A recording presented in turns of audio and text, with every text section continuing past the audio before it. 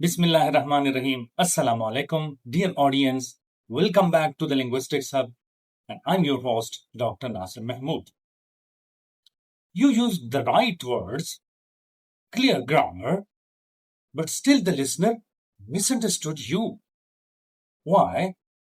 Because your sound made it rude, robotic, or even confusing. That is where intonation comes in. Intonation is the melody of your speech. In simple words, it's not just what you say, but how your voice rises and falls that adds true meanings to your language. And guess what? In this video, I will also include Urdu examples that will make everything crystal clear. No confusion, just understanding.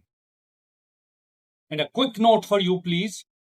If you haven't watched my earlier video on word stress and sentence stress, do check it out because both stress and intonation are the secret ingredients to sounding natural and confident in English. Intonation is the up and down movement in your voice when you speak. It expresses emotion, focus, and attitude, sometimes even more than the words themselves. Think of it as the rhythm in your speech. Flat tone, boring, or robotic. And natural intonation, expressive, confident, and human. English speakers use intonation to ask questions, show surprise, sarcasm, or emotion, and emphasize key ideas. If word stress tells us what's important, then intonation tells us how we feel about it. Without intonation, even polite sentences can sound rude or cold. Let's consider some examples from Urdu. Usually, when we ask a question, the pitch of our voice rises.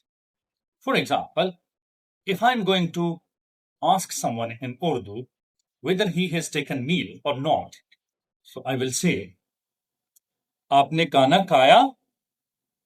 Say with me again, Aapne खाना खाया? You can see that the pitch of my voice rises. But if I ask the same question in a different tone, so it will look like a statement. Just like, Aapne खाना खाया? Same words, but different tone, and therefore different meanings. However, this doesn't happen in all questions. Asking WH questions in English, the pitch of our voice falls. For example, if I'm going to ask someone about his or her name, so I will say, what's your name? So it's the case of falling intonation.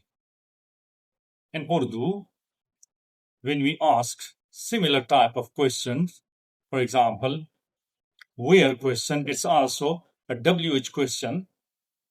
I will say, तुम कहाँ जा रहे हो? Say with me, तुम कहाँ जा रहे हो? So it's the case of falling intonation. So it also depends on the question types. In simple yes or no question, the pitch of the voice rises. But in WH questions, the pitch of the voice falls. Okay?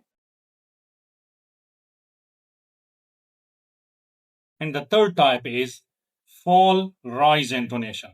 And we have two different cases.